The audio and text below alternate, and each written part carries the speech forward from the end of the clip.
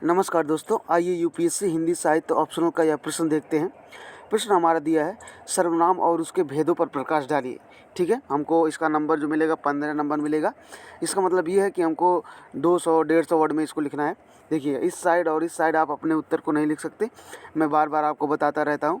आप अपने उत्तर की शुरुआत ऐसे कर सकते हैं कि संज्ञा के स्थान पर प्रयुक्त होने वाले शब्दों को सर्वनाम कहा जाता है। ये पढ़ने में आसानी पैदा करते हैं। उदाहरण के लिए आप सोचिए, राम ने कहा कि राम के भाई से मिलने राम के भाई के घर जाएगा। ठीक है, अब इसे आसान बनाने के लिए आप कैसे लिख सकते हैं? लिख सकते हैं, राम ने कहा कि वह अपने भाई से मिलने उसके घर जाएगा। अब कितना आसान हो गया। स्वतः स्पष्ट है कि यहाँ पर वह अपने उसके का प्रयोग पढ़ने को आसान बनाने के लिए किया गया है। यही सर्वनाम है। ठीक है, अब सर्वनाम के कितने प्रकार होते हैं आप इस डायग्राम से समझा सकते हैं। पुरुषवाचक, संबंधवाचक, अनिश्चयवाचक, निश्चयवाचक, प्रश्नवाचक और निजीवाचक। ठीक है, अब इसको एक्सप्लेन करेंगे हम लोग।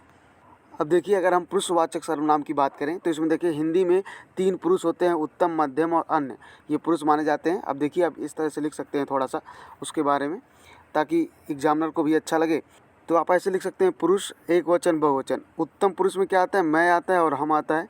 मध्यम पुरुष में तू, तेरा, और बहुवचन में ये हो जाता है तुम और तुम्हारा। अगर अन्य की बात करें तो वह और वे ये आता है। वह जो होता है एक वचन और वे जो होता है बहुवचन। ठीक है, अब अनिश्चयवाचक क्या होता है? वह सर्वनाम जो संज्ञा के निश्चित होना नहीं बताता है कि निश्चित ही वह नहीं है। जैसे उदाहरण के लिए, कोई है, कुछ तो है, लेकिन वो नहीं है।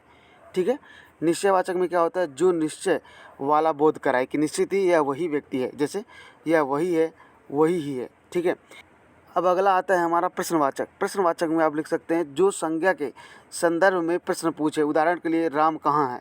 राम अयोध्या गया। अयोध्या क्या हो गया? यहाँ पे संज्ञा हो गया। ठीक है, लेकिन राम कहाँ है प्रश्न पूछ रहा है, तो इस तरह से इसको कहते हैं प्रश्नवाचक।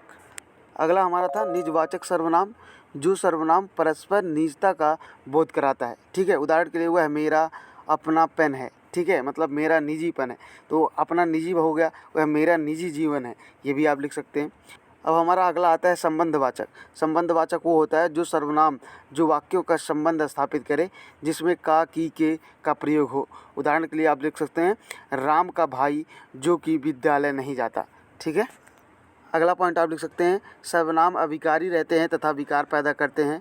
साथ ही पूर्वी हिंदी के कुछ विशिष्ट प्रयोग, जैसे कि तुम न तुम लोग, हम न लोग। ठीक है, वही प्रायः तू की जगह सम्मान के रूप में अगर आप बोलेंगे तो वहाँ पर क्या लिख देंगे? आप या आपका, आपको। ठीक है, ठीक है, अब इतना सब लिखने के बाद आप अपने उत्तर का अंत ऐसे कर सकते हैं कि मूलतः हिंदी की सर्वनाम व्यवस्था वैज्ञानिक है, वह सर्वप्राय समान है।